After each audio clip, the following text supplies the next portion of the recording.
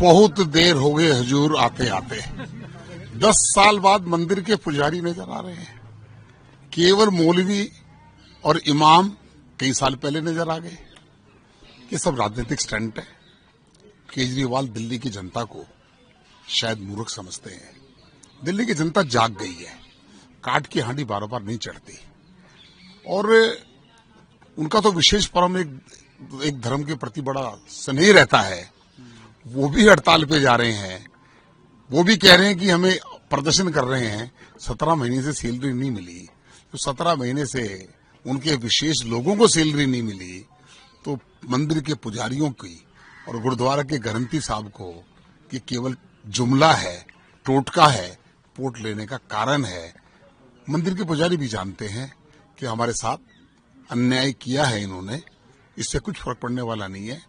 चुनाव तक आते आते उनकी बहुत सारी घोषणाएं आएंगी।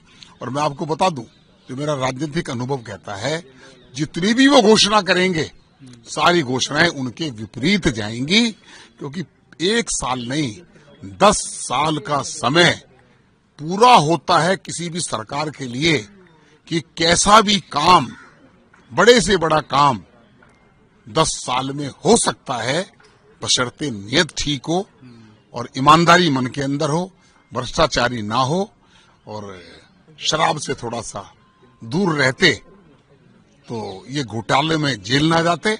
और अभी भी मैं दावे के साथ कहता हूं, सरकार बदलते ही इतने घोटाले निकलेंगे कि साहब की काफी आयु उम्र जो है, तिहाड़ जेल में बैनर लगे हुए तिहाड़ जेल के पास, आएंगे ही केजरीवाल। देखिए, मैं कह रहा हूं कुछ भी नोटंकी कर सकते हैं।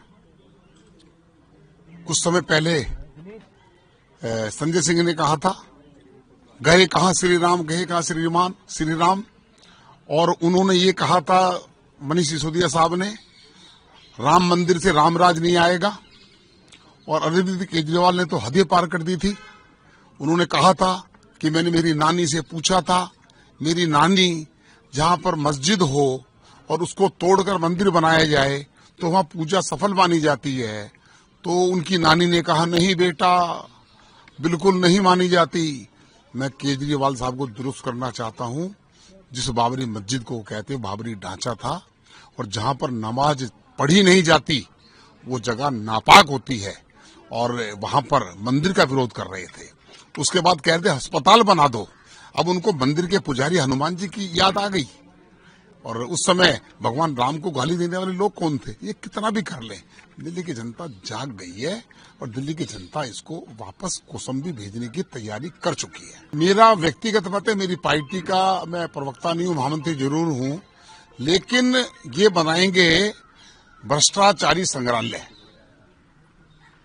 अगर किसी ने भ्रष्टाचार देखना हो, कोई दिल्ली घूमने आए, कुतुब मीनार, बिरला मंदिर, लाल किला, तो भ्रष्टाचारी संग्रहालय भी देखे कि एक मुख्यमंत्री जो ये कहता था कि मैं कोठी नहीं लूंगा, बंगला नहीं लूंगा, पुलिस नहीं लूंगा। पंजाब की पुलिस साथ चलती है, दिल्ली पुलिस पे भरोसा नहीं है।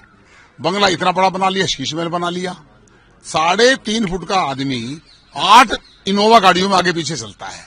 3.5 फुट का आदमी, कहां गई वो गाड़ी? और अब तो और भी बंगले से इतना प्यार है, वो मात्र अभी एमएलए हैं, और एमएलए को दिल्ली में कोई सरकारी मकान नहीं है। और उन्होंने फिरोजशाह रोड पर एक सरकारी मकान वहां भी हड़प लिया किसी का, अपने किसी सांसद का, वहां भी, क्योंकि आदत पड़ गई ना शीश महल में रहने की। तो इसलिए अब छोटा कमरा, एमआईजी फ्लैट रास नहीं आते, बड़ी कोठियां रास आती है।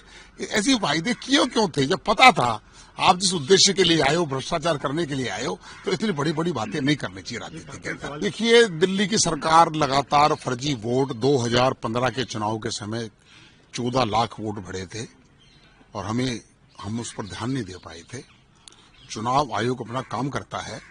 मैं संजय सिंह की एक बात कल मैंने इंटरव्यू में कही थी। संजय सिंह ने कहा कि मेरी पत्नी अनीता का नाम बीजेपी के लोगों ने काट दिया। मेरे प्रदेश अध्यक्ष ने 2 नाम दिए हैं। किसी का वोट काटा जाता है तो 7 नंबर फॉर्म भरा जाता है।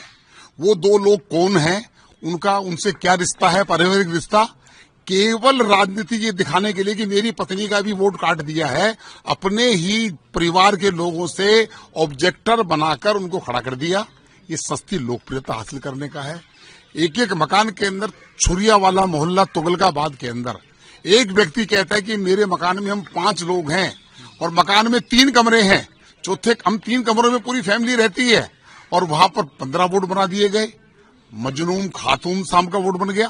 बोला मैं जानता ही नहीं, हमारे घर में कोई रहता ही नहीं है। जब वोटर लिस्ट आएगी, अगर चुनाव आयोग ईमानदारी से चुनाव करना चाहता है तो इस वोटर लिस्ट का ईमानदारी से रिवीजन करे, और जितने बीएलओ हैं इनको बीएलओ को डायरेक्शन दे दे 6 तारीख से पहले एक एक मकान को चेक करने में कोई दिक्कत नहीं है। 200-250 मकानों में जाना होगा, वोटर लिस्ट लेकर चले जाएं, पूछ लें कि आपके मकान में लोग रहते हैं क्या। अगर रहते हैं तो ठीक है, नहीं रहते हैं तो उन वोटों को डिलीट होना चाहिए। और ये पिछला चुनाव भी 15 और 20 का चुनाव उन्होंने बेईमानी करके जीता था, और अब वो जो है क्योंकि फंस गए हैं तो रोज, अभी मैं जब आ रहा था तो परवेश वर्मा जी प्रेस कर रहे थे, कितने वोट कहां कट गए, पिछली बार उन्होंने बदनाम किया।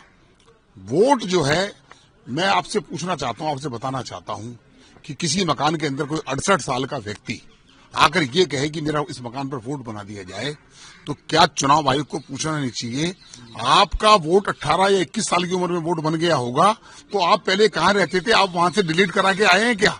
68 साल के व्यक्ति का पूरा परिवार का अगर वोट बन रहा है वो वोट जाली है, और दिल्ली सरकार के कहने के ऊपर बन रहा है। अगर वो डिलीट हो रहे हैं तो केजरीवाल साहब के पेट में दर्द नहीं होना चाहिए।